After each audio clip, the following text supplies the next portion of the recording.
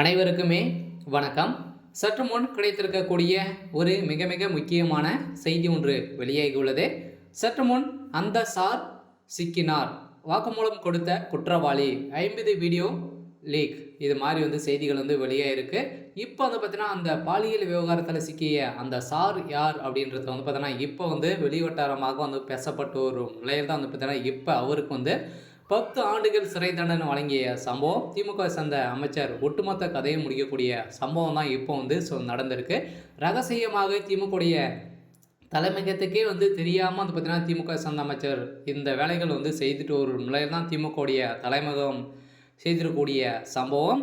இப்போ அவர் பார்த்தீங்கன்னா நிரந்தரமாக பதவியிலிருந்து நீக்கப்பட்ட சம்பவம் பெரு அதிர்ச்சியை அளித்திருந்தாலும் இப்போ குற்றவாளி கொடுத்த வாக்குமூலத்தால் இப்போ பார்த்தீங்கன்னா 50 வீடியோ கால் மூலமாக பார்த்தீங்கன்னா அவர் அனைத்து விதமான வேலைகளும் ஞானசேகர் சொன்னால் ஞானசேகர் அவர்கள் பார்த்தீங்கன்னா அங்கு சென்று பாலியல் தொந்தரவுகள் செய்துட்டு ஒரு நிலையில் அவர் வீடியோ கால் மூலமாக செய்யக்கூடிய அனைத்து வீடியோக்களும் பார்த்தீங்கன்னா இவர் பார்த்துட்டு வர்றாரு அப்படின்ற மாதிரி தான் இப்போ வெளியேறக்கூடிய செய்தியாலும் பார்த்தீங்கன்னா இந்த பரபரப்பான பேசப்பட்ட ஒரு நிலையில் இதில் 50 வீடியோக்கள் சிக்கக்கூடிய சம்பவத்தினால மகளிர் ஆணையம் அதிரடியாக நீதிமன்றத்தை நாடி இருக்கும் நிலையில் நீதிமன்றம் போட்ட அதிரடிய உத்தரவால் இப்போ அமைச்சர் சுப்பிரமணியன் அவர்களுக்கு இதில் தொடர்பு இருக்குது. இவர் சொன்னால் பார்த்தீங்கன்னா இவருக்கு யார் அந்த சார், எந்த சார் அவர் கூட என்ன பண்ணுறாரு அப்படின்றது தான் எல்லா அனைவருக்குமே ஒரு கேள்வியாக கேட்கப்பட்டு வந்திருக்கும் நிலையில் தான் பார்த்தீங்கன்னா இப்போ எதிர்கட்சிகளும் நிறைய கட்சிகள் அனைவரையுமே பார்த்தீங்கன்னா திமுகவுடைய ஆட்சி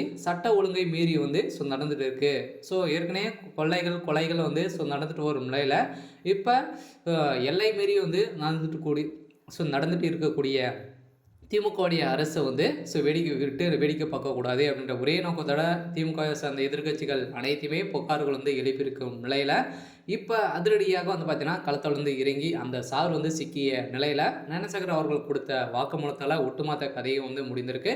இதைத் தொடர்ந்து இதில் பார்த்தீங்கன்னா உதயநிதி ஸ்டாலின் அவர்களுக்கும் தொடர்பு இருக்குது அப்படின்ற மாதிரி தான் இப்போ பேசப்பட்டு வரும் நிலையில் பார்த்தீங்கன்னா கூடிய விரைவில் உதயநிதி ஸ்டாலின் அவர்களும் சிக்குவார் அப்படின்ற மாதிரி தான் இப்போ தகுந்த ஆதாரங்கள் மீண்டும் மீண்டும் கிடைத்துட்டு வரும் நிலையில் இப்போ 50 வீடியோக்கள் கிடைத்த சம்பவத்தில் இந்த வீடியோ மூலமாக திமுக சார்ந்த அமைச்சர் அவருடைய ஃபோன் காலுக்கு தான் போயிருக்கும் நிலையில் தான் இப்போ ஞானசேகர் அவர்கள் கொடுத்த வாக்குமூலத்தால் திமுகவே பெரும் அதிர்ச்சிக்கு உள்ளாகியிருக்கு. அதனால் திமுகவில் ஒரு மிகப்பெரிய சம்பவம் தான் நடந்துட்டு இருந்தாலும் வருகின்ற சட்டமன்ற தேர்தலுக்குள்ளே திமுகவை சுக்குநூறாக ஒடிக்கக்கூடிய அளவிற்கு தான் இப்போ சம்பவம் மேலே சம்பவம் நடந்திருக்கு.